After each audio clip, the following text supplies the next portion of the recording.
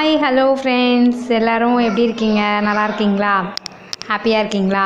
சேஃபாக இருக்கீங்களா? எல்லோரும் சேஃபாக பத்திரமா வீட்டுக்குள்ளே இருங்க. இன்றைக்கி நம்ம சேனலில் என்ன பார்க்க போகிறோம் அப்படின்னா, இன்றைக்கி தட்டை ரெசிபி பார்க்க போகிறோம். ஸோ இந்த நம்ம சேனலில் ஃபஸ்ட் டைம் பார்க்குறவங்க லைக் பண்ணுங்கள், கமெண்ட் பண்ணுங்கள், ஷேர் பண்ணுங்கள், மறக்காமல் சப்ஸ்கிரைப் பண்ணுங்கள்.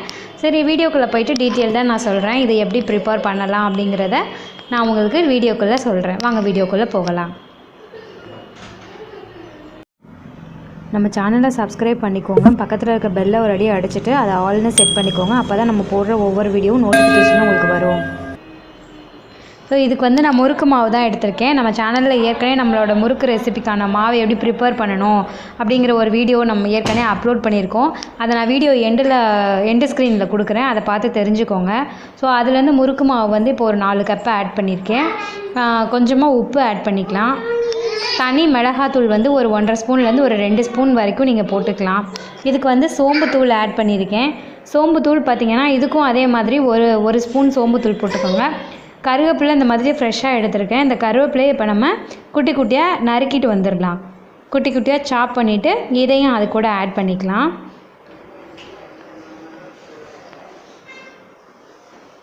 கொஞ்சமாக எண்ணெய் ஆட் பண்ணிக்கலாம். சமையல் எண்ணெய் இருக்குல்ல, அந்த சமையல் எண்ணெயை இதில் நம்ம ஆட் பண்ணிக்கலாம். ஆட் பண்ணிவிட்டு இப்போ நம்ம எப்படி சப்பாத்தி மாவு பிசைவோம்ல, அந்த மாதிரி இப்போ நம்ம இதை பிசைஞ்சிக்கலாம். இது கூட நீங்கள் பெருங்காயம் போடணுனாலும் போட்டுக்கலாம். சீரகம் அப்படியே முழுசாக போடணுனாலும் போட்டுக்கலாம். தண்ணி லைட்டாக தெளித்து மட்டும் பிசையுங்க. மொத்தமாக ஒரேடியாக ஊற்றிட்டிங்கன்னா அப்புறம் உங்களுக்கு அளவு தெரியாது. தண்ணி அதிகமாக போயிடுச்சுன்னா நல்லா இருக்காது. ஸோ பார்த்துட்டு கொஞ்சம் கொஞ்சமாக ஊற்றி சப்பாத்தி மாவு மாதிரி பிசைஞ்சு எடுத்துக்கோங்க.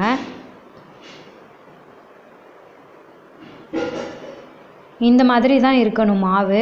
இதை விட ரொம்ப டைட்டாகவும் இருக்கக்கூடாது, ரொம்ப லூஸாகவும் இருக்கக்கூடாது.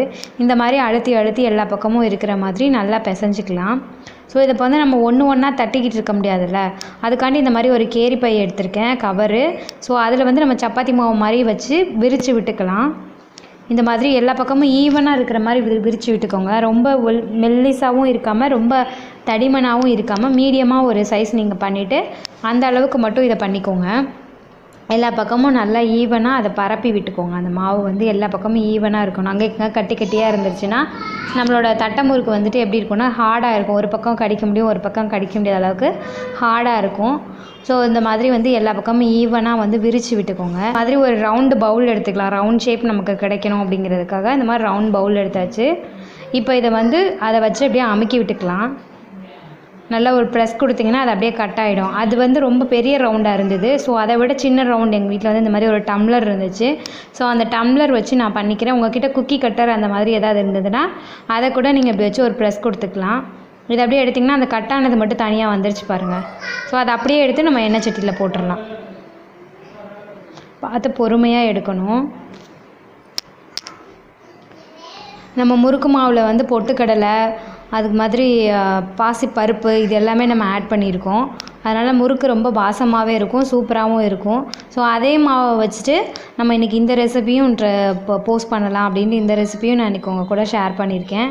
சூப்பராக இருக்கும். இது டேஸ்ட்டு பார்த்திங்கன்னா முறுக்குக்கும் தட்டைக்கும் டிஃப்ரெண்ட் வந்துடும். இப்போ டேஸ்ட்டு மாவு ஒன்று தான், பட் அதோட டேஸ்ட்டு டிஃப்ரெண்ட் காமிக்கிறது இந்த தட்டை நல்லா டிஃப்ரெண்ட் காமிச்சிருக்கு.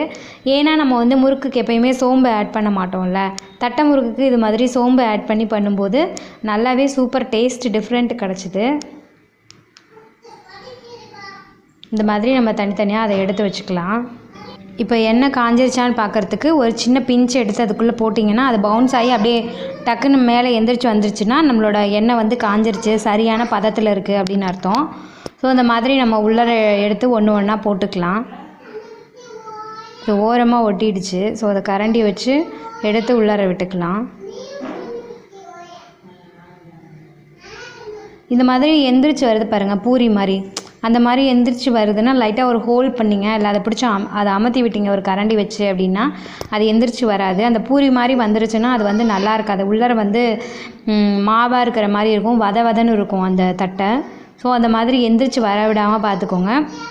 இல்லைனா என்ன பண்ணலாம் அப்படின்னா எல்லாத்துலேயும் ஒரு 4-5 ஓட்டை வந்து நீங்கள் போட்டு விட்டுக்கோங்க. நீங்கள் மாவு வந்து உருட்டி எடுக்கிறீங்கல்ல அந்த டைம்லேயே வந்துட்டு இந்த மாதிரியில் மேலே வந்து ஒரு 4-5 ஓட்டை வந்து நீங்கள் போட்டு பபிள்ஸு அது காற்றெல்லாம் உள்ளே இருக்காமல் அது வெளியில் வந்துடும். ஸோ அது தட்டை வந்து ஈஸியாக இருக்கும்.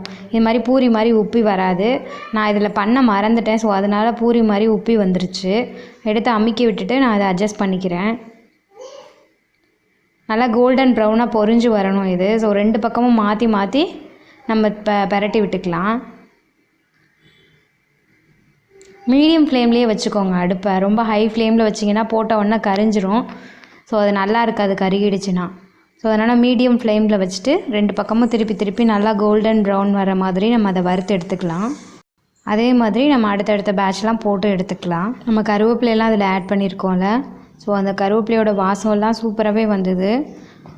இப்போ பொரிக்கும் போதுமே நல்லா வாசம் வந்தது. சாப்பிடும்போதும் செம்ம டேஸ்ட்டாக இருந்துச்சு. ஸோ இப்போ இதெல்லாம் ரெடி ஆயிடுச்சு. இதில் நம்ம எண்ணெயை விட்டு தனியாக எடுத்து வச்சுக்கலாம். எண்ணெய் நல்லா வடிஞ்சதுக்கப்புறமா எடுத்து வேறு சர்விங் பிளேட்டில் மாற்றிக்கலாம்.